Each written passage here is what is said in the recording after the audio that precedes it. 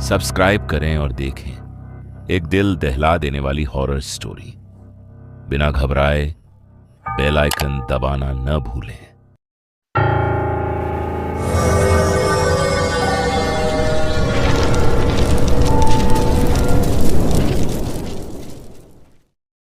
इस कहानी के लेखक नसीरुद्दीन जी हैं। अरे यार, कहाँ रह गए तुम सब? अब क्या आधी रात को मेरे घर पहुंचोगे? जल्दी से घर आओ यार, तुम लोगों का वेट करते करते तो बोर हो गई मैं। डेजी ने अपने घर पर क्रिसमस पार्टी होस्ट की थी और बहुत देर से वो अपने दोस्तों का इंतजार करते करते बोर हो गई थी। थोड़ी देर बाद उसके 4 दोस्त कैरोलिन, रिबेका, जॉन और एरिक फाइनली उसके घर आ गए। वो सब क्रिसमस थीम के अकॉर्डिंग ही तैयार होकर आए थे और अपने अपने हाथ में डेजी के लिए क्रिसमस गिफ्ट भी लेकर आए थे। सीरियसली गाइज, टाइम देखा है? पता भी है कितनी देर लगा दी तुम लोगों ने? अरे यार चिल्ला मत, तुझे तो पता है फेस्टिवल के टाइम ट्रैफिक का क्या हाल होता है। रेंगते हुए आए हैं हम लोग, और फिर तेरा फेवरेट केक लिए बिना कैसे आते? बेचारा एरिक 2 घंटे लाइन में लगा रहा सिर्फ इस केक के लिए। Thank you so much Eric, so sweet of you. बस अब थैंक यू और इमोशन साइड में रखो। बोर हो रहे हैं यार, कुछ इंटरेस्टिंग करो। म्यूजिक लगाओ, थोड़ा डांस वांस हो जाए।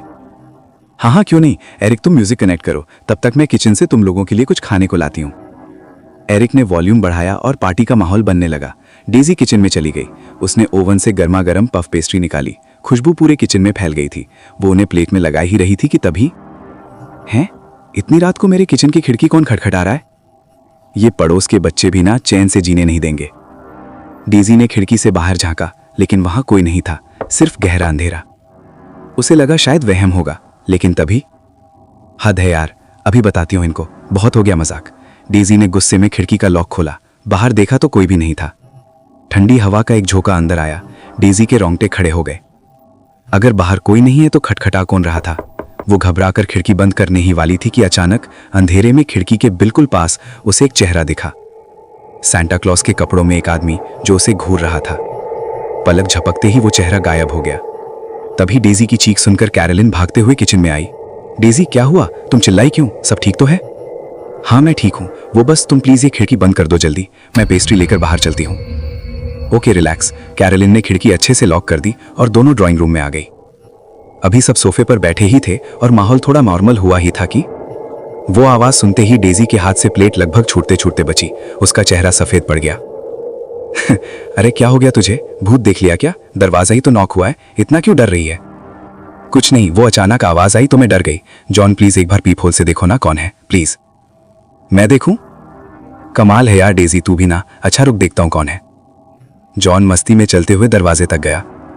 उसने पीप होल से आंख लगाकर बाहर देखा। बाहर वही आदमी खड़ा था, लाल कपड़ों में लंबी सफेद दाढ़ी, वही सैंटा जिसे डेजी ने खिड़की पर देखा था। देखा तुमने? कौन है बाहर? अरे अपना सैंटा है भाई, लगता है रास्ता भटक गया है। ये हमारे साथ पार्टी करना चाहता है। रुको इसे भी अंदर बुला लेते हैं, महफिल जम जाएगी। क्या सैंटा? नहीं जॉन, खबरदार जो दरवाजा खोला। जॉन प्लीज नहीं। लेकिन डेजी की चेतावनी जॉन के कानों तक पहुंचने से पहले ही उसने कुंडी घुमा दी। दरवाजा खुलते ही वो सैंटा बिना पूछे सीधा अंदर आ गया और इत्मीनान से सोफे पर जाकर बैठ गया, जैसे ये उसी का घर हो।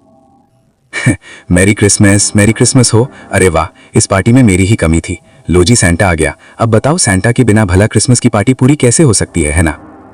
बाकी सब तो ऐसे चिल थे जैसे कोई पुराना जिगरी दोस्त आया हो, लेकिन डेजी, उसकी तो जान हलक में अटकी हुई थी। वो सैंटा उसे ऐसे घूर रहा था जैसे शिकार को ताड़ रहा हो। डेजी के दिमाग में बार बार वही खिड़की वाला सीन फ्लैश हो रहा था। क्या बात है डेजी? चेहरे का रंग क्यों उड़ा हुआ है? तुम्हें देखकर तो लग रहा है जैसे तुमने कोई भूत देख लिया हो। 1 मिनट ब्रो, हमने तो अभी अपना इंट्रोडक्शन भी नहीं दिया। तुम्हें इसका नाम कैसे पता? मुझे सिर्फ डेजी का नहीं, तुम सब की कुंडली पता है। शायद तुम लोग भी मुझे जानते हो, या शायद मैं कोई बहरूकिया हूं। ओहो बस कर यार, मुझे पक्का यकीन है तू हमारे कॉलेज का ही कोई बंदा है। ये सस्पेंस वाला ड्रामा बंद कर, हम नहीं डरने वाले तेरी इन डरावनी बातों से, समझे बच्चू? तुम समझदार लगती हो। अफसोस हर कोई तुम्हारे जितना लकी नहीं होता। ज्ञान मत बांट मिस्टर सा। तू ये बता गिफ्ट लाया है या नहीं? अब सा से मिले हैं तो बिना गिफ्ट लिए तो मैं तुझे जाने नहीं दूंगी। गिफ्ट तो सबके लिए है, लेकिन डेजी के लिए कुछ स्पेशल है। डेजी, तुम अपना गिफ्ट अभी नहीं, सबके जाने के बाद अकेले में खोलना। मैं नहीं चाहता मेरा दिया हुआ तोहफा तुम सबके साथ शेयर करो। क्या? लेकिन क्यों? मेरे लिए स्पेशल क्यों? मैं तो तुम्हें जानती भी नहीं हूं यार। जानती हो, बहुत अच्छे से जानती हो और मैं भी तुम्हें रग रग से जानता हूं। बस अभी पहचान नहीं पा रही हो, लेकिन थोड़ी देर में सब याद आ जाएगा। अरे बस कर सा भाई, क्यों बेचारी की जान ले रहा है? वैसे भी ये घर में अकेली रहती है, फट्टू है थोड़ी। तू चला जाएगा फिर ये रात भर हमें कॉल कर करके पका देगी कि मुझे डर लग रहा है। अरे तुम लोग कितनी बकबक करते हो यार, बातों के चक्कर में मैं अपना गिफ्ट भूल जाऊं क्या? लाओ सा, जल्दी निकालो मेरा गिफ्ट। सा ने अपने थैले से एक एक करके गिफ्ट्स निकाले और कैरोलिन, जॉन और एरिक को दे दिए। सब खुश थे, लेकिन फिर उसने बैग के सबसे नीचे से एक बड़ा सा बॉक्स निकाला। उसका रैपिंग पेपर बहुत पुराना और गंदा लग रहा था, जैसे सालों से कहीं पड़ा हो, और उसमें से एक अजीब सी सड़ी हुई बदबू आ रही थी। छी, ये कैसी गंदी स्मेल आ रही है इसमें से? तुम मेरे साथ कोई भद्दा मजाक कर रहे हो क्या? सीरियसली मुझे ये सब बिल्कुल अच्छा नहीं लग रहा।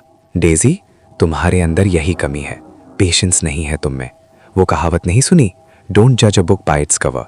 लिफाफा गंदा है तो क्या हुआ, अंदर का गिफ्ट तो वही है जिसकी तुम हकदार हो, जो तुम डिजर्व करती हो। लो वही डेजी, लगता है ये सा तुझे कुछ ज्यादा ही अच्छे से जानता है। इसे पता है तेरी असलियत क्या है। गाइज सीरियसली बताओ, ये तुम लोगों का ही कोई प्रैंक है ना? तुम ही लाए हो ना इसे अपने साथ? अरे नहीं पगली, हम लाते तो तुझे बता नहीं देते, और हम ऐसे किसी अजीब नमूने को क्यों लाएंगे? वैसे थैंक यू मिस्टर सा गिफ्ट के लिए। Your welcome, your welcome. अच्छा मेरा काम हो गया, तुम सबसे अगले साल मुलाकात होगी, और डेजी तुमसे बहुत जल्द। क्या जल्द मतलब? डेजी कुछ पूछ पाती इससे पहले ही वो अजीब सा अपनी डरावनी हंसी के साथ अंधेरे में बाहर निकल गया। उसके जाने के बाद थोड़ी देर तो सबने हंसी मजाक किया, लेकिन डेजी का दिल जोर जोर से धड़क रहा था। उसका पूरा ध्यान बस उस सा की बातों पर था। कुछ देर बाद पार्टी खत्म हुई और दोस्त भी बाय बाय करके निकल गए। जैसे ही सन्नाटा छाया, डेजी का डर दुगना हो गया। अब वो उस घर में बिल्कुल अकेली थी। सामने वो बदबूदार गिफ्ट रखा था और कानों में सा की आवाज गूंज रही थी, अकेले में खोलना। आखिर कौन था वो सा, और इस गिफ्ट में ऐसा क्या है जो वो अकेले में खोलने को बोल गया? यहाँ हॉल में बैठकर तो मुझे बहुत अजीब लग रहा है। एक काम करती हूँ, इसे रूम में ले जाती हूँ, वहीं खोलूंगी। डेजी वो भारी भरकम बॉक्स लेकर अपने बेडरूम में आ गई। कमरे में सन्नाटा था। उसने बेड पर बैठकर कांपते हाथों से रैपिंग पेपर फाड़ना शुरू किया। जैसे ही उसने बॉक्स का ढक्कन हटाया, डेजी की आंखें फटी की फटी रह गई। उसकी चीख गले में ही अटक गई। उस बॉक्स के अंदर कोई तोहफा नहीं था, बल्कि उसी सा का कटा हुआ सिर रखा था। और सबसे डरावनी बात, उस कटे हुए सिर के चेहरे पर अभी भी वही शैतानी मुस्कान थी। नहीं नहीं, डेजी ने झटके से वो बॉक्स दूर फेंक दिया। वो लुढ़कता हुआ कोने में जा गिरा। डेजी डर के मारे बेड पर पीछे खिसकी और खुद को चादर में छिपा लिया। उसका पूरा शरीर पसीने से भीग चुका था। तभी ये क्या हो रहा है मेरे साथ? मैं पक्का कोई बुरा सपना देख रही हूँ। प्लीज भगवान ये सपना हो, बस नींद खुल जाए मेरी। नो नो डेजी, ये कोई सपना नहीं है, ये हकीकत है मेरी प्यारी डेजी। मैंने कहा था ना, गिफ्ट में तुम्हें वही मिलेगा जो तुम डिजर्व करती हो। अचानक खिड़की का कांच चकनाचूर होकर फर्श पर बिखर गया। एक तेज चुभने वाली सीटी जैसी आवाज डेजी के कानों में गूंजने लगी, जैसे उसके कान फट जाएंगे। उसने दर्द से कान बंद कर लिए। तभी उसे महसूस हुआ कि कमरे का तापमान गिर गया है और वहां कोई और भी है। डेजी ने डरते डरते आंखें खोली। सामने वही सा खड़ा था, गर्दन अजीब तरह से टेढ़ी किए हुए, और वो उसे देखकर भयानक तरीके से हंस रहा था। डेजी अपनी जान बचाने के लिए पीछे खिसकी, लेकिन सा धीरे धीरे आगे बढ़ रहा था। तभी डेजी का हाथ साइड टेबल पर लगा और वहां रखी एक फोटो फ्रेम गिरकर टूट गई। डेजी की नज़र टूटी हुई तस्वीर पर पड़ी। वो उसके बड़े भाई की तस्वीर थी। भैया, बिल्कुल सही पहचाना, तेरा सौतेला बड़ा भैया। वैसे सच में पहचान लिया या फोटो गिरने से याद आई मेरी? क्या तुम मेरे भैया नहीं हो सकते? भैया की मौत तो 1 साल पहले हो चुकी है। तुम झूठ बोल रहे हो, मैं पुलिस को बुलाऊंगी, दूर रहो मुझसे। अरे अरे मेरी प्यारी सौतेली बहन, लगता है बड़ा अफसोस है तुम्हें मेरी मौत का, लेकिन शायद तुम एक छोटी सी बात भूल रही हो डेजी। मुझे मारने वाला कोई और नहीं, तुम ही थी। याददाश्त कमज़ोर हो गई है क्या? याद दिलाऊं, पिछले क्रिसमस की रात। देखो बस बहुत हो गया, मैं नहीं जानती तुम क्या बकवास कर रहे हो। मैं अपने भाई को क्यों मारूंगी? मैं बहुत प्यार करती थी उनसे। झूठ, प्यार नहीं, तुम्हें सिर्फ प्रॉपर्टी से प्यार था। तुम्हें मेरे हिस्से की दौलत चाहिए थी और मुझे रास्ते से हटाए बिना वो मुमकिन नहीं था। इसलिए तुमने मेरी गाड़ी के ब्रेक फेल करवा दिए। तुमने जानबूझकर मुझे उस पहाड़ी वाले रास्ते पर भेजा ताकि मेरा एक्सीडेंट हो जाए और मैं खाई में गिर जाऊं, और वही हुआ। मैं तड़प तड़प कर मर गया और तुम यहाँ मेरी प्रॉपर्टी पर ऐश कर रही हो। सा की आंखें अब अंगारों की तरह लाल हो चुकी थी।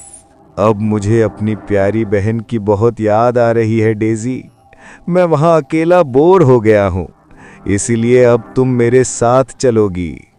नहीं नहीं भैया प्लीज मुझे माफ कर दो, मुझसे बहुत बड़ी गलती हो गई थी। लालच ने मुझे अंधा कर दिया था, मैं बहुत शर्मिंदा हूं। भैया प्लीज मुझे मत मारो, मुझे छोड़ दो। देखो तो जरा कितनी मासूम लग रही हो तुम।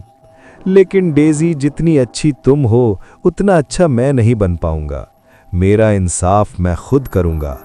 अचानक पूरा कमरा हिलने लगा, जैसे भूकंप आ गया हो। चीजें हवा में उड़ने लगीं। सा ने अपने दोनों हाथ आगे बढ़ाए और डेजी की गर्दन पकड़ ली।